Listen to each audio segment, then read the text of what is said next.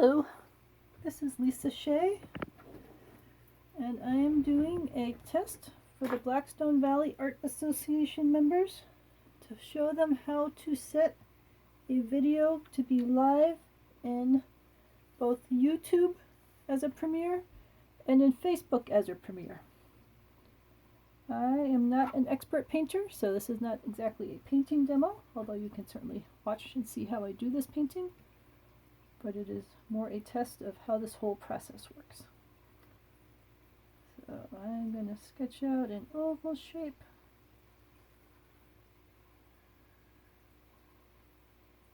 Oval shape.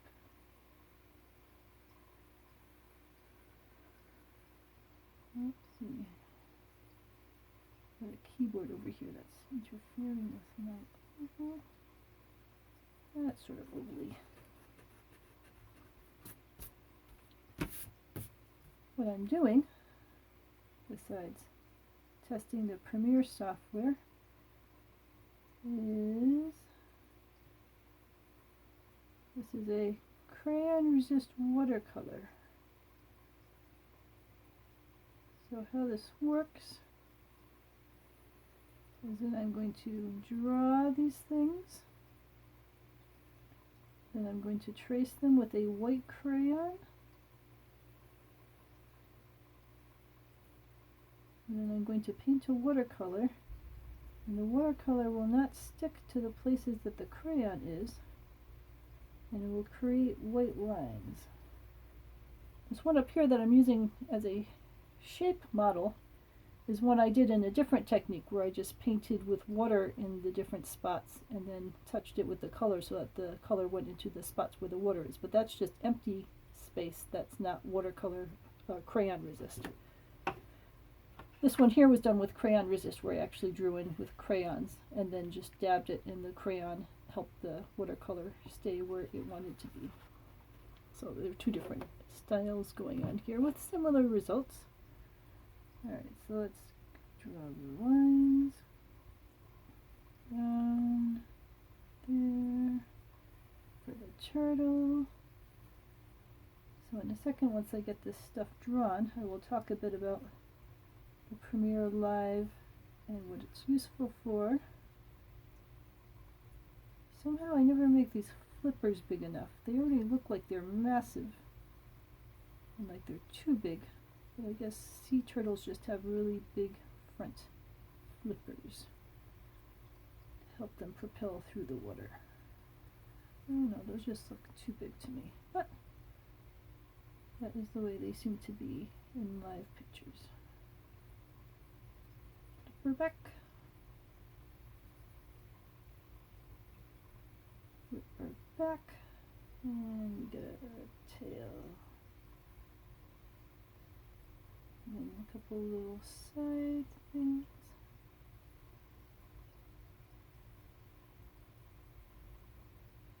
That.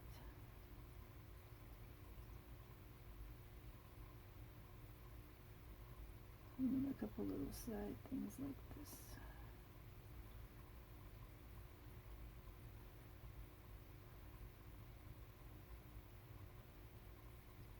Alright, so while I start the crayon part of this, let's talk about what the purpose of a Premiere video is. So let's talk first about when you load a video live that you've finished offline. So this right here, I'm not creating this video live. People aren't watching me live while I paint. I am doing this wholly offline and recording this as I paint. A benefit of doing things offline is that if you run into a problem, like if I completely screwed up the turtle somehow, I could just delete that video and start again. It wouldn't matter because nobody would see it. I could sit there testing and testing and testing, and nothing would go live until I was completely ready and happy with it.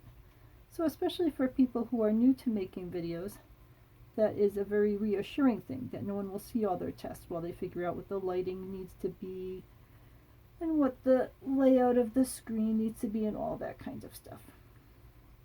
So the default, when you've made a video like that and you're finally ready to put it live, is that it just goes live that very second. So let's say I made this turtle video and I was happy with it, and then I go to YouTube or Facebook and I say load video, put it live, poof, it goes live when it's done processing.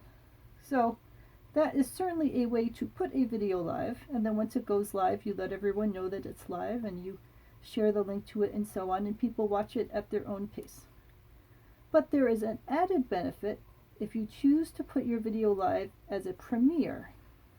So when you have a video that's going live as a premiere, it means that you put it into the system, but it doesn't actually become watchable to end users until whatever you set the release date to be. So let's say, just to make a random guess, that today is April 1st. And then I set my video so it does not go live until April 7th. That means that the video will go up with a placeholders text that says this video will be live on April 7th. And I can send that link to all my family and friends and say, oh, everyone get excited, get ready, everyone mark your calendars, we'll all sit down together on April 7th at 8 p.m. and we'll all watch the video together. So you get a chance to build up all of that excitement for it. All your friends and family can prepare to watch it all at the exact same time. And then when the video premieres on April 7th or whatever date that you choose, you've now got bunches of people all excited about watching it together. And when they're watching it together, they can all comment and share and talk about it. And all those comments and everything are seen by all the people who are watching the premiere of it. And it makes it much more of an exciting community event. And then also, all of those comments and discussions that happen while the video is premiering for the first time are saved with it. So then from that point forward, when people watch the video, if they choose to, they can watch what everyone was saying during the premiere, which makes it a little more exciting. So while you can put a video live immediately, and that's what most people do, you post the video and it just goes live, you should know that there's this other option to do it as a premiere. And you don't have to do a premiere a week ahead of time. You could just say, I'm going to premiere it in 2 hours. And then you can rabble-rouse your family and friends and say, in 2 hours this video is going live, come hang out with me. And in 2 hours the video will go live, and everyone can see it as it's going live. I'm saying live, but I don't mean live in the sense that you're actually there creating the video live. I mean in the sense that it's available for people to watch and view.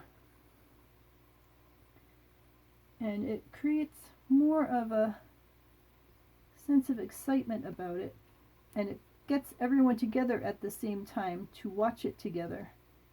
And when you're on Facebook especially, when a person is watching a video and making comments, Facebook is sending little notes out to all their connecting people, all their friends, saying, oh look, this person's watching a video, wouldn't you like to watch it too? So then that draws in more people to watch it, and when they do, that draws in all their family and friends to watch it, and that goes viral. So Facebook is very good about doing that encouraging of people to see what you're up to. So that's an improvement over YouTube. So what I try to do is I try to post videos so that they will premiere at the same time, let's say 8 p.m., on both YouTube and on Facebook. So the exact same video is loaded into both places as a premiere, and then the people who like Facebook will see all those notes and start watching it, and the people who don't like Facebook for whatever reason still have an option. They can watch it on YouTube. And I find in general that the Facebook videos end up with about 4 times as many views as the YouTube videos. But it's good to get both sets of watchers. Some people just don't like Facebook for whatever reason, so they have a YouTube option. And the YouTube people are hanging out on YouTube all day, so they wouldn't even notice the Facebook people hang out on Facebook all day, and they wouldn't even notice if a YouTube video went live. So it's good to have something on Facebook so that they realize that that is happening. Alright, so back to the turtle. The turtle got drawn in pencil, and then all the lines got traced in white crayon, which is what this is, just a regular Crayola crayon.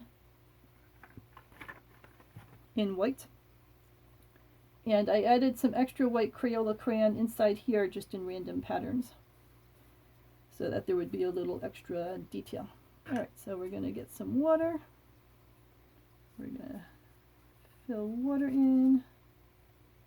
I'm putting water all over the entire shell, but the spots that have the white crayon on them will not end up having the watercolor stick there because the wax crayon is going to block the watercolor from getting down to the paper.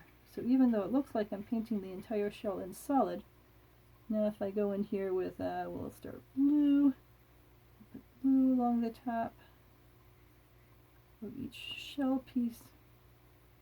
These shell pieces were marked out by the white crayon.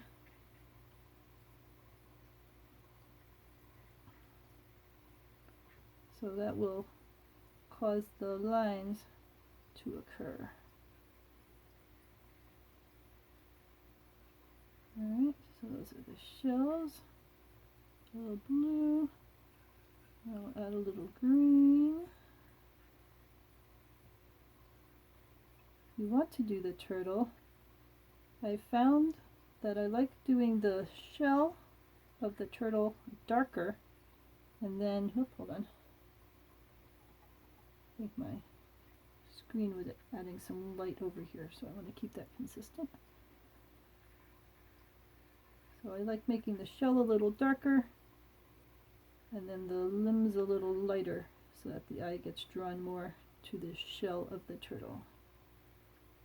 And so that it's more clear what the shell is and what the limbs are, the flippers and stuff. Alright, so I'll also comment while I'm sitting here doing this that this is all done on a cell phone. I'm using my Samsung S7 cell phone, and I've got it on a tripod. It's a special tripod made for cell phones, so it's got a grabby part that actually holds onto the cell phone. So you don't have to screw the cell phone down into the tripod or anything like that. There's a soft rubber grabby bit that grabs onto the cell phone itself. And I got mine on Amazon for I think $19.99.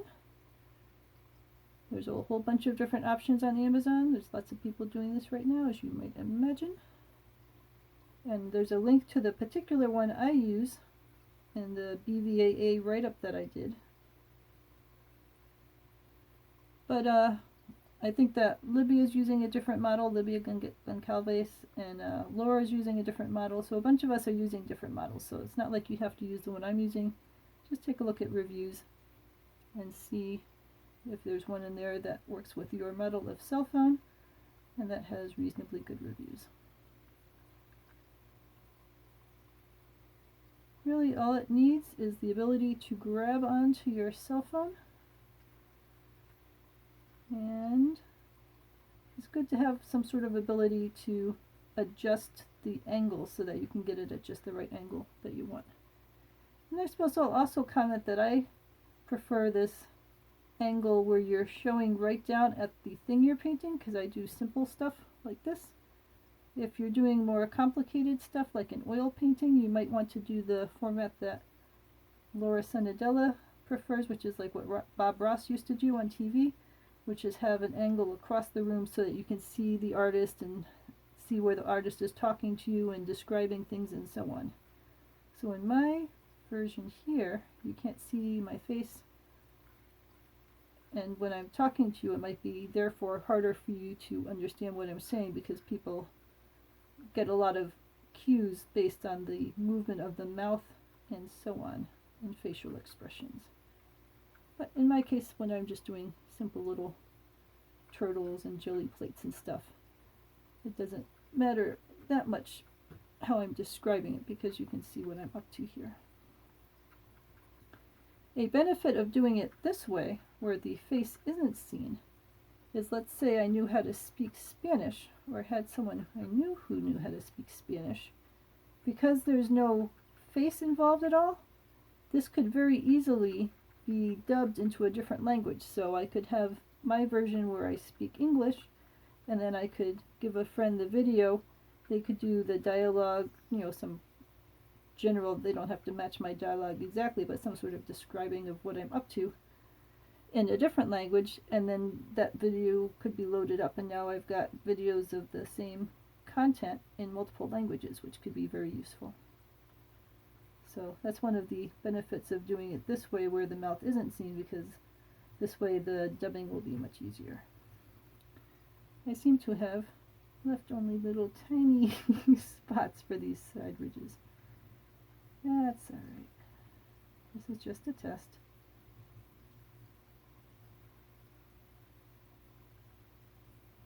Alright. Let's make the shell area a little darker, because like I said, I like to have the shell area dark.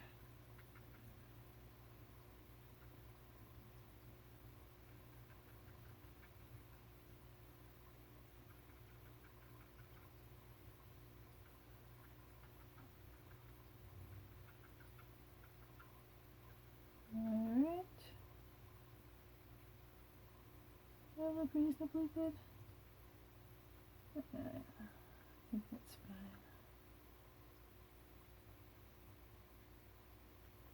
Well, one could keep poking at this forever and seeing the little things they want to change. But I think you see the gist of it. Alright, so what I've done here is I made a video. I did not make this video live. I just made this recorded from start to finish without it being alive. And now that the video is done, I am going to save the video, and then I'm going to upload it both onto Facebook and onto YouTube as a premiere video, so that I can set a start, go live date. See, I shouldn't say go live. I'll set a start, become visible to the public date, and then at that point everyone will be able to start watching it. Alright, let me know if you have any questions about this, and I will write it all up in text on the bvaa.org website, Blackstone Valley Art Association, so you can see what this is all about. And like I said, ask if you have any questions. I'm happy to help.